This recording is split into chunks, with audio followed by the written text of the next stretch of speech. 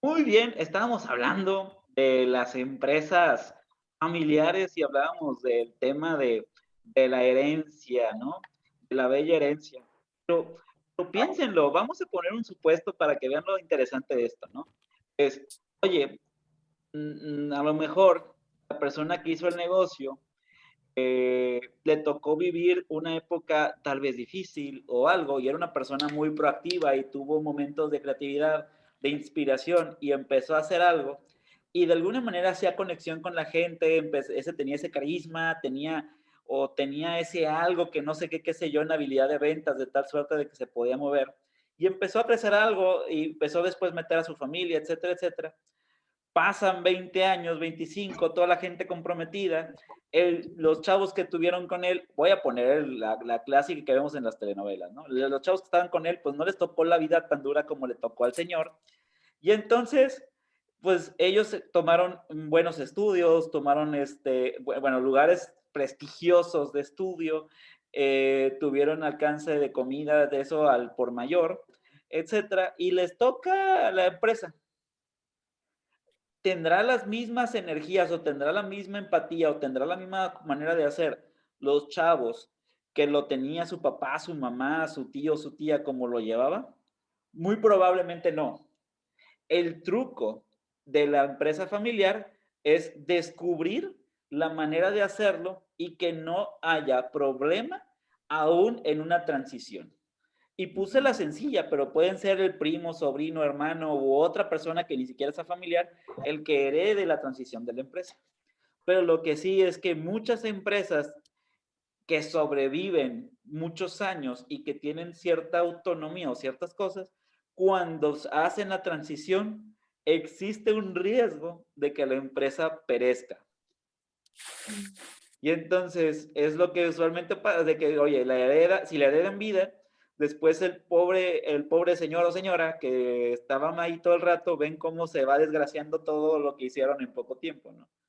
Y Lo que entonces pasa, maestro, ajá, que sí, no todos tienen los mismos gustos y preferencias. A lo mejor exacto. a los papás les gustaba hacer eso, pero al hijo, aunque le hereden eso, a lo mejor él tiene otras ideas, otras preferencias, no precisamente lo que su papá o su mamá hacían. Me Muchas encantó. veces ese es el error que cometen, o sea, a veces imponer que hagan lo mismo que ellos por seguir la regla, que, ¿cómo dicen? Lo que hacían pues ellos. Es como la clásica que el papá, mamá y abogados y que quieren que su hijo sea abogado, ¿no? Y si a él no le gusta el abogado, no va a funcionar. Exactamente. A lo mejor él quería ser artista y ahí le cortaron el sueño, ¿no? Entonces, pues, precisamente es otra de las cosas que sucede. En realidad, el cambio generacional se da de alguien que realmente puede dedicarle tiempo y esfuerzo a eso. Usualmente no, porque usualmente le tocó vivir lo bueno y lo malo de ese lugar, lo suficiente antes de que le agarrara el amor a la necesidad de lo que genera ese lugar. Entonces, es algo que tienen que lidiar los papás empresarios para con sus hijos. ¿Cómo le puedo hacer que le agarren el gustito a lo que yo hago, no? O cómo le hago para que esta cosa sobreviva, aunque él no lo atienda, que lo atienda otro y que de alguna manera haya una rentabilidad. Son esas dudas que se me hacen bien interesantes que tienen que resolver las personas. Y de hecho pienso ahorita en ustedes dos, ¿no? Que en algún momento quisieran que funcionara todo esto tan bien que tuvieran ese problema, ¿no? Que dijeras, Rosy, ¿cómo le heredo a mi familia lo que yo estoy haciendo? Y que dijeras, Vianey, ¿cómo le heredo a mi familia la empresa de sushi, ¿no? Que les vaya tan bien que duren tantos años en él. Bueno, y también para todos los que próximamente estén en emprendiendo o que tengan una empresa familiar. Ok, hay diferentes categorías o características de las empresas familiares y tiene que ver con las empresas multifamiliares o las intergeneracionales. Dentro de las mismas empresas familiares, las multifamiliares tienen que ver con un grupo de dos, tres, cuatro familias que se unieron para hacer algo.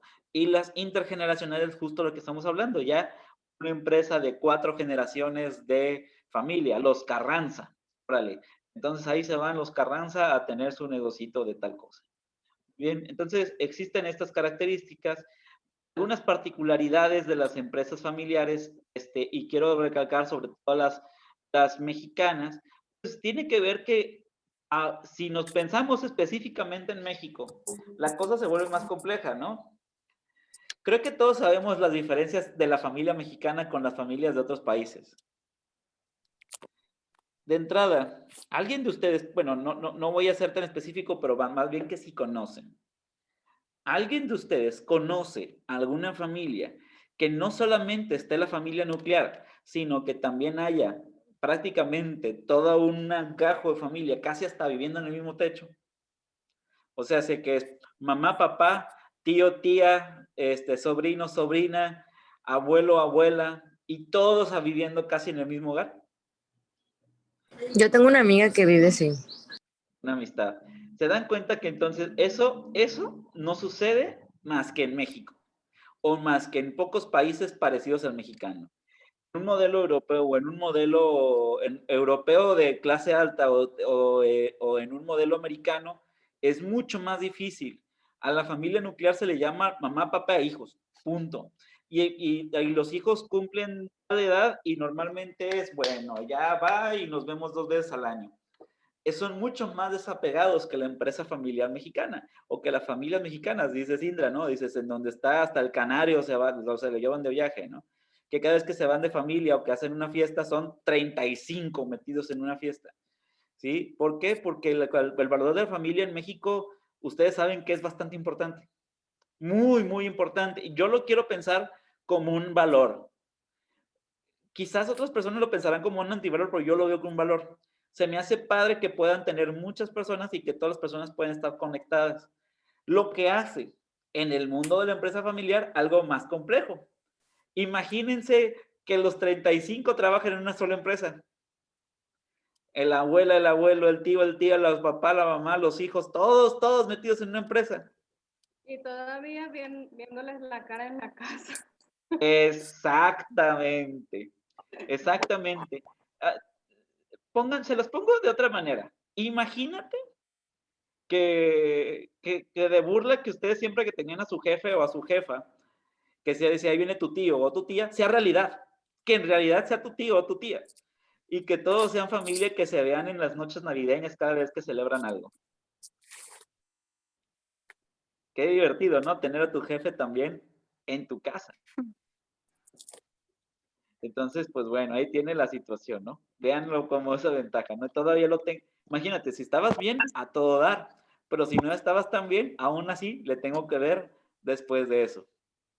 Profe, ¿Sí? como mi niño mira una caricatura en la tele que de una familia que son mexicanos pero viven en Estados Unidos y tienen un supermercado ahí mismo en su misma vecindad donde viven, mismo edificio, en la parte de abajo tienen un supermercado y toda la familia trabaja en el mismo y el más joven que trabaja según de este supermercado le pide a su abuelo el permiso para salir, el permiso para, así, a su mismo abuelo y en su misma casa. Y su abuelo, no tienes permiso. O sea, ¿La es un mismo jefe, caricatura? es una caricatura. Qué curioso, no sé cuál sea. Sí, ya. No sé cuál sea la caricatura, pero qué realista. Sí, tiene su comedia como toda la caricatura, pero si le pones atención, ves esos detalles. Pues mira, y será la vida de muchos, ¿eh? De muchos. Más de los que tú crees, probablemente de alguna amistad tuya. Y sí, Sí, sí, sí. Nunca falta que tuviste una amistad que a lo mejor sus papás tenían una tienda de abarrotes. Y en esa tienda de sí, abarrotes tenía que cuidarla. y sí, exacto. ¿Mm? De hecho, ahí en el rancho donde estamos, hay una tiendita y es generación tras generación, la hija cuida y la que sigue cuida y así están. Exacto. Ahora sí que la pregunta que le hacía a Rosy, ¿no? ¿Querrá atender tienda de abarrotes a lo mejor el hijo? Quién sabe, ¿no? Pero ahí están las generaciones atendiéndolo. Sí. Bueno, buenísimo. Miren, entonces para que sepan que está a la vuelta de la esquina siempre una familia de ese tipo. En México también no sucede, sí, más bien, sucede más seguido de lo que va. Y lo padre de México es que de alguna manera la familia es de alto respeto.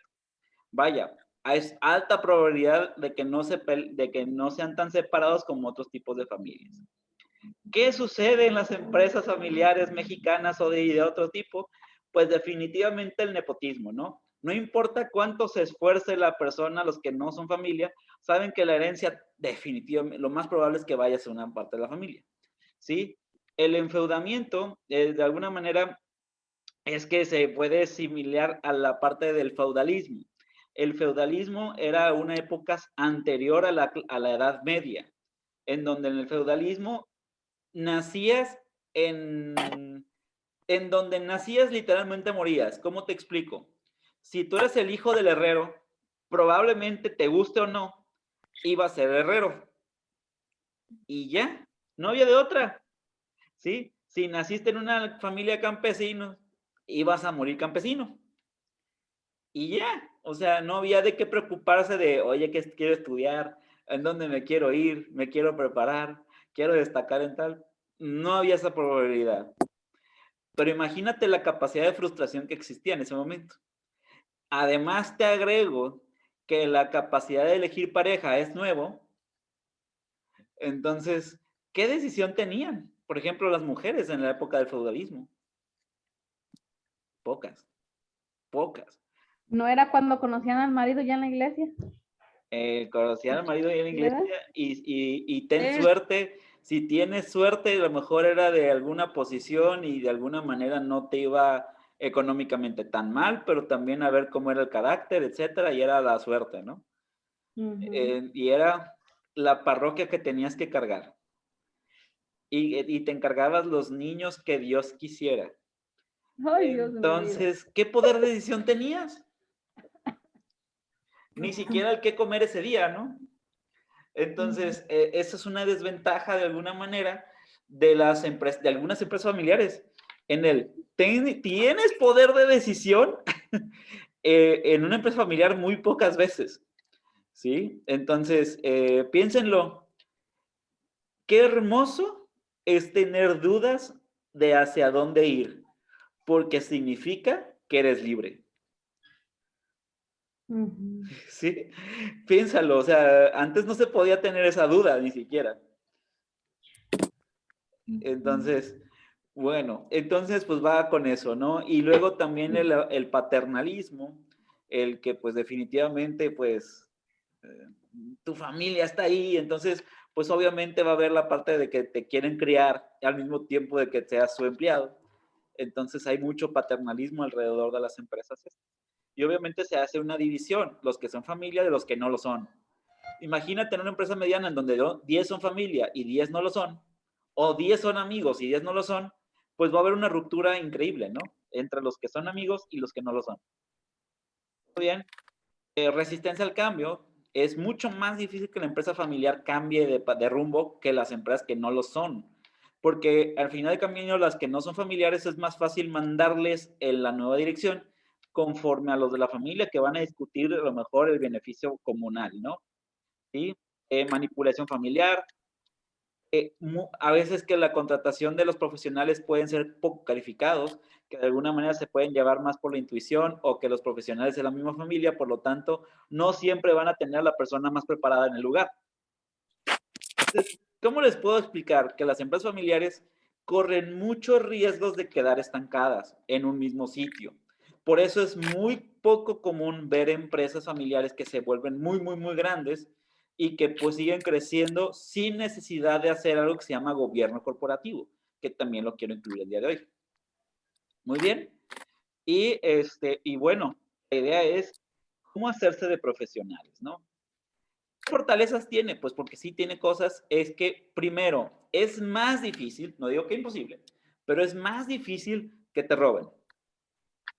¿Sí? De alguna manera u otra, pues al ser familia, pues de alguna manera es un trato de confianza completa o más cercana, ¿no? Al menos, porque bueno, hay de historias a historias.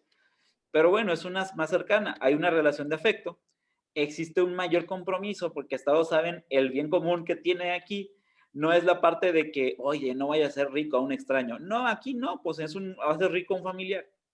Entonces, de alguna manera hay un mayor compromiso y saben que todos ganan. El servicio mejora normalmente las empresas familiares atienden mejor que las empresas que no lo son. Pasa algo curioso y que sí tienen, que sí tienen una mejor capacidad de servicio y de alguna manera en algunas empresas, pues la idea es tener un bienestar y un patrimonio. Por lo tanto, las empresas familiares tienden a tener una visión de largo plazo y que vean hacia un patrimonio común. Me desconcentro un poquito con, ok, perfecto, Azucena, perfecto. Ya veo más aquí en el grupo. Y otra de las fortalezas, la vocación, la rapidez de la toma de decisiones, pero esto no se lo centro a las empresas familiares, yo se lo centraría a las empresas pequeñas. Definitivamente, lo curioso de las empresas familiares es que puede hacer reuniones después del trabajo, ¿no? El trabajo si es de 9 a 6, después del trabajo, pues en una cenita les puedes decir algo que quiere hacer. Entonces, es más rápido llegar a decisiones y ciertas cosas, pero también se lo atribuye a las empresas pequeñas. Chicos, yo veo las empresas pequeñas como una hormiga. Veo las empresas grandes como un elefante. ¿Qué tan rápido se mueve un elefante comparado con una hormiga? Es más despacio, ¿no? Menos ágil. Llega más lejos, más rápido, porque es muy grande, pero es menos ágil. Mientras el elefante da 2, 3 pasos, la hormiga lo rodeó 5 veces. ¿Ok? La hormiga es como la empresa pequeña, el elefante como la empresa grande. En donde mientras un elefante da 2, 3 pasos, la hormiga rodea al elefante. La ventaja que tiene la hormiga es la agilidad. La desventaja que tiene la hormiga es el peso. La hormiga no puede hacer que el elefante se caiga, pero el elefante definitivamente puede matar a la hormiga. ¿Sí? Entonces, el truco de la empresa pequeña es irse alimentando, ir creciendo con su agilidad. Si tú como empresa pequeña quieres hacer burocracia y quieres hacer que los procesos sean tardados, buena suerte, porque entonces las empresas grandes con casi tu misma velocidad te pueden aplastar y puede que la empresa se vaya a donde no quieres que se vaya. Entonces, tu mejor ventaja y tu mejor herramienta es tu capacidad de cambiar rápido. Muy bien. Y para cambiar rápido tienes que tomar decisiones rápido. Tienes que estar adelantado. Entonces, yo atribuyo la rapidez de toma de decisiones como una cualidad de agilidad, como una cualidad de lo que debería tener la empresa pequeña para poder sopesar lo que hace la empresa grande. Entre más crezcas como empresa, obviamente se espera de ti menos agilidad y más peso. No sé si me voy a entender. Y ya no es lo mismo cuando tienes ahorita, por ejemplo, un autoempleo tú sola emprendiendo, a cuando tengas 50 empleados. No va a ser lo mismo. Pero de alguna manera u otra, cuando tengas 50 empleados, vas a tener otras nuevas maneras de hacer las cosas. ¿Sí? Bueno. Y otra cosa que da la empresa familiar es la estabilidad de sus objetivos. Es muy probable que la empresa, pues si sigue de corte familiar, siempre va a tener la misma persona y se va a poder especializar a la larga.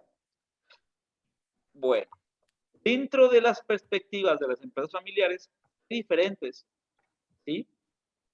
Están los esposos que inician un negocio juntos. A ver, de las que están en el público que pueden hablar.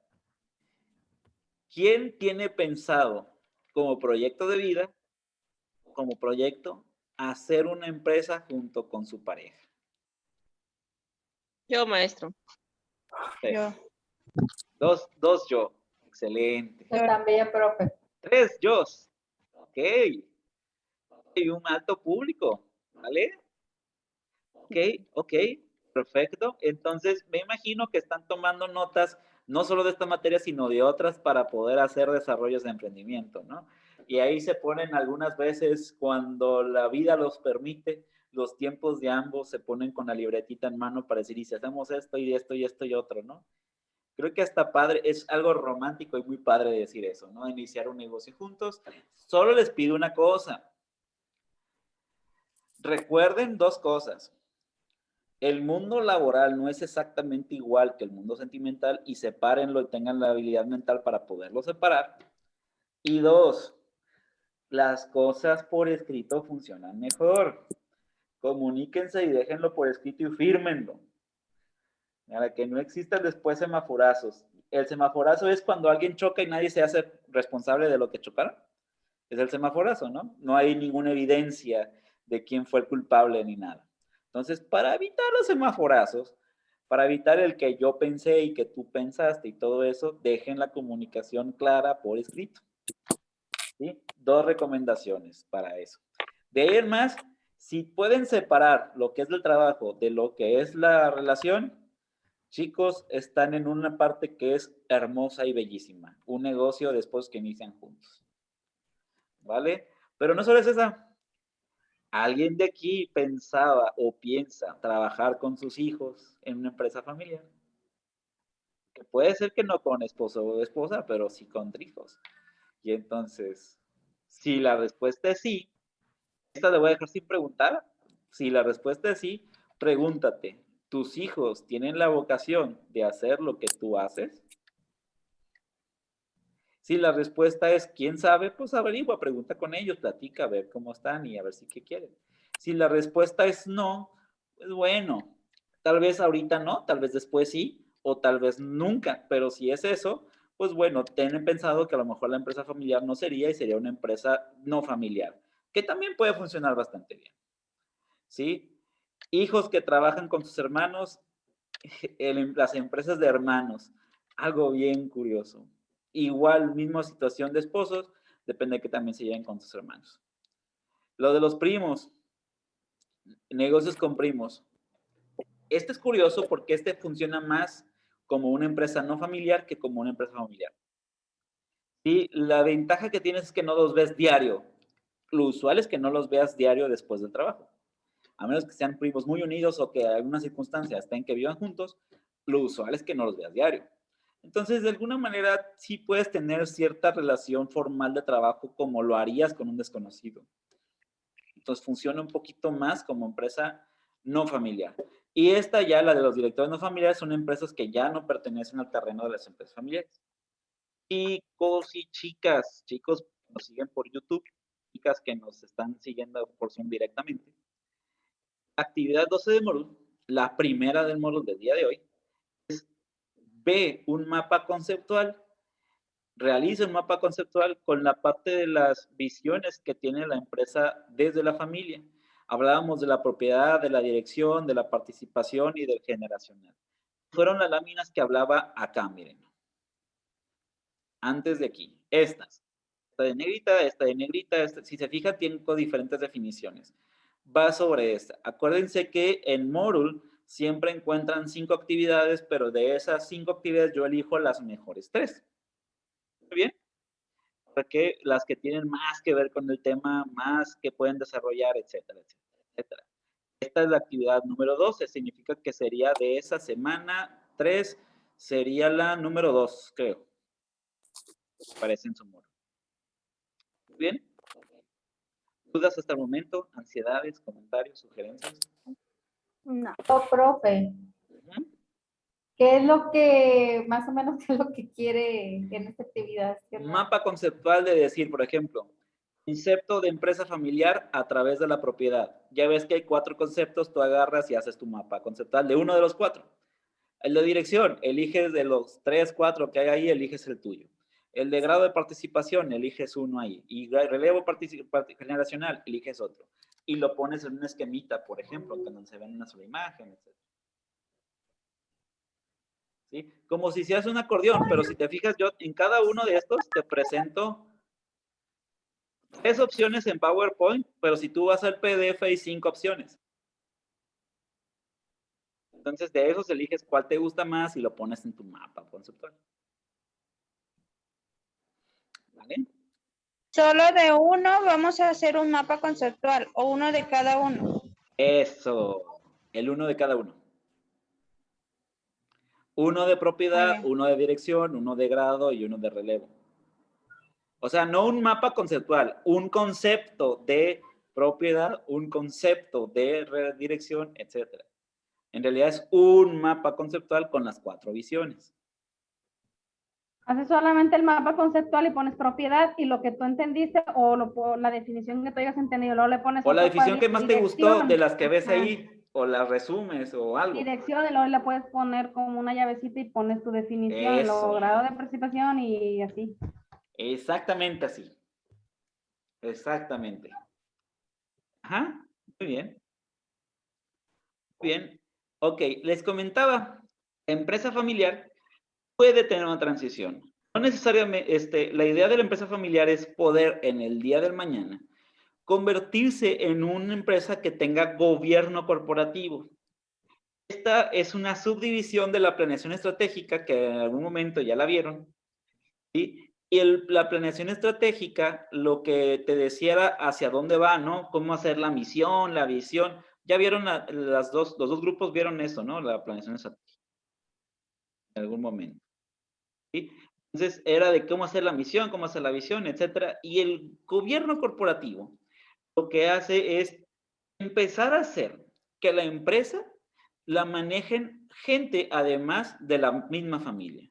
Literal, es lo que convierte una empresa informal familiar, puede ser que no sea de familia, pero que puede ser informal, a tener una empresa que el día de mañana crezca lo suficiente para poder cotizar en bolsa. ¿Sí? Para poder cotizar en bolsa necesitas y te urge tener muchos controles. Te urge tener muchos estados financieros y que las personas al desconocidos o contadores estén avalando lo que estés haciendo. Bien, usualmente pasa una transición de empresa familiar a una empresa con gobierno corporativo. La empresa familiar, usualmente para vida de convertirse poco a poco en gobierno corporativo, debe establecer un protocolo familiar. ¿Qué es esto? Es decir, a ver, chicos, ¿qué se va a hacer cargo de qué? ¿Quién? ¿Cómo? Deben de hacer un consejo familiar, un fideicomiso y un plan de sucesión. A estos efectos voy a hablar de estos dos como uno solo. ¿Sí? El plan de sucesión literalmente es, si yo, Fernando, voy a decir yo, tengo una empresa en donde tengo metido a toda mi familia, pero yo soy el dueño, y muero, ¿quién y cómo van a estar repartidas las responsabilidades? O sea, en pocas palabras, la herencia de la empresa, ¿no? ¿Cómo van a estar el plan de sucesión? O si yo no muero, ponle, si yo me hago viejito y ya no me quiero hacer cargo de la empresa y que otro de mi familia se haga cargo, ¿quién lo hará? ¿De qué manera? Y es el plan de sucesión, ¿vale? Donde la idea es que se hagan a través de asamblea familiar y le metas gente que no pertenezca a la familia como asamblea de accionistas y un consejo de administración, en donde dentro de eso metas un comité de auditoría y otro de prácticas societarias, y empiezas a generar una empresa híbrida, en donde tengas parte familia, pero también parte expertos, ¿sí? Y el gobierno corporativo se hace a través de toma de decisiones, ahora sí, basadas con expertos, ¿sí? En este caso, de auditoría, de sociedades y a lo mejor con comités de finanzas, de desarrollo organizacional, de planeación, etcétera, etcétera, etcétera, etcétera. ¿Vale? Pero usualmente lo mejor funciona con esta transición. ¿Qué es lo que hace el gobierno corporativo? Al final del camino, una empresa que tenga gobierno corporativo va a tener más facilidad de que tenga capital. Al final del camino, la gente confía más en inyectar recursos en una empresa que ya tiene expertos avalando que es una empresa exitosa, a una empresa que solamente esté una familia, por más grande que esté, pero que simplemente el dinero quede en una familia. Es un poquito más atractivo para accionistas. Además, estás hablando de que vas a tener una asamblea de accionistas, significa que la tierra de otra persona se va a compartir con la familia.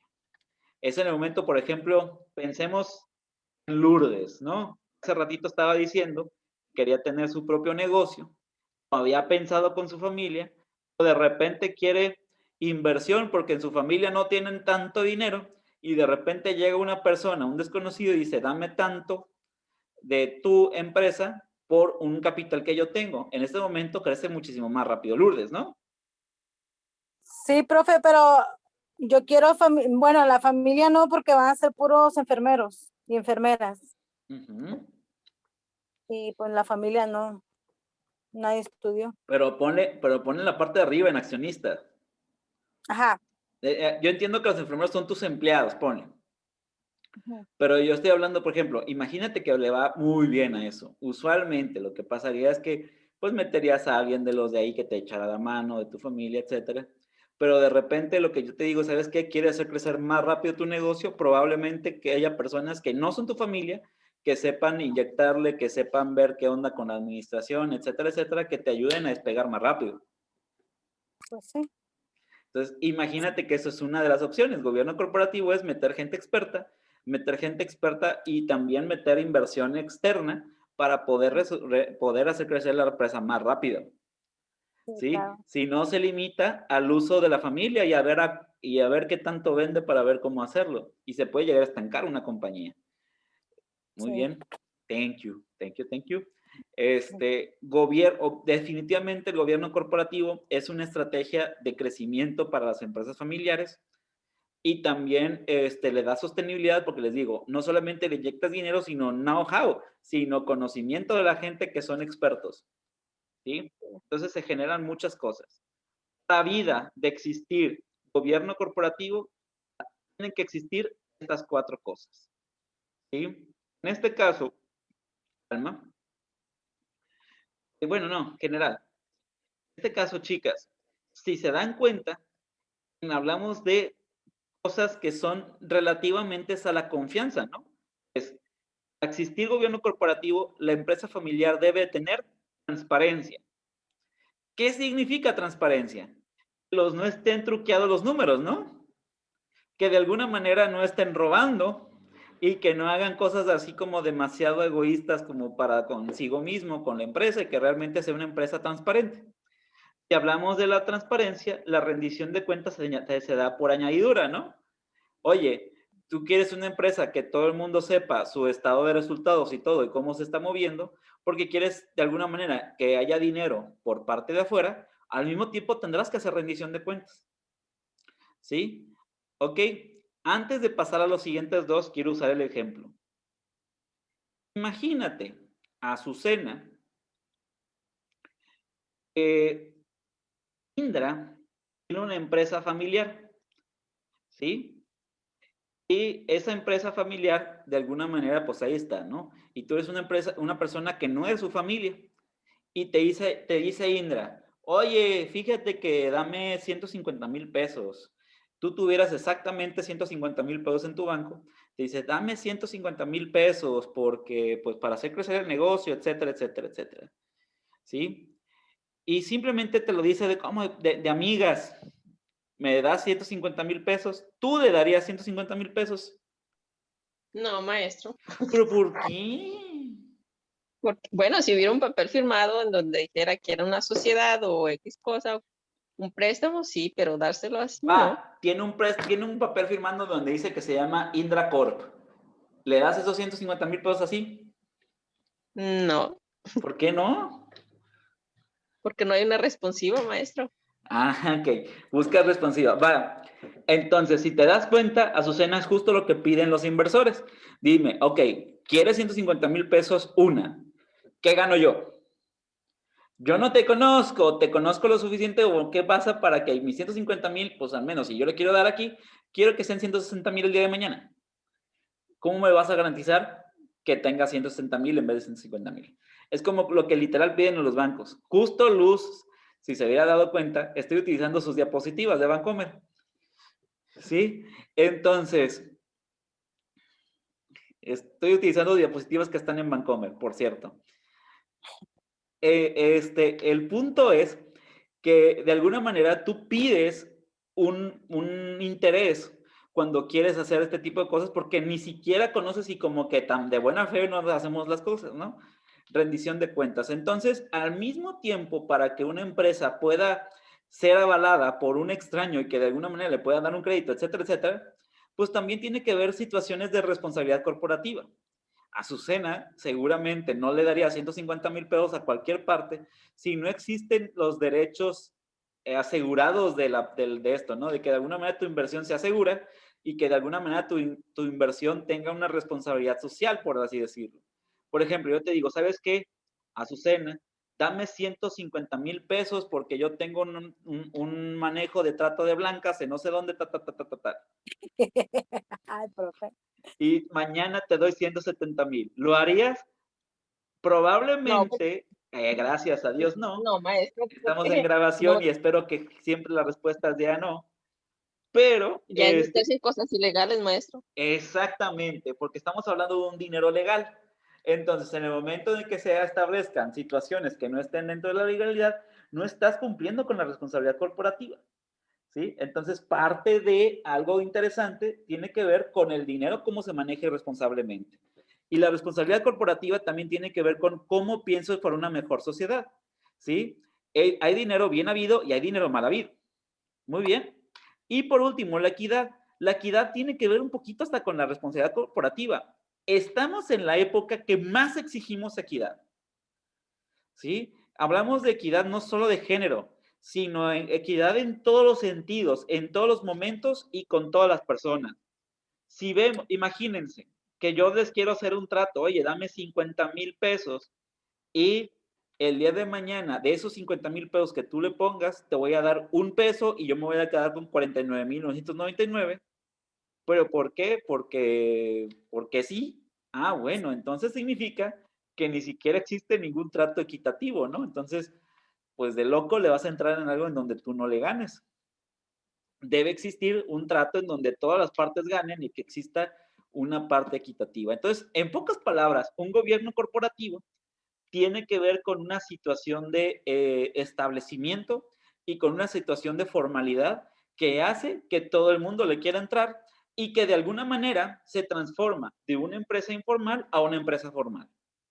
Muy bien, seguimos hablando un poquito de gobierno corporativo en la siguiente sesión y después de eso nos vamos con implementación de la empresa y situación económica.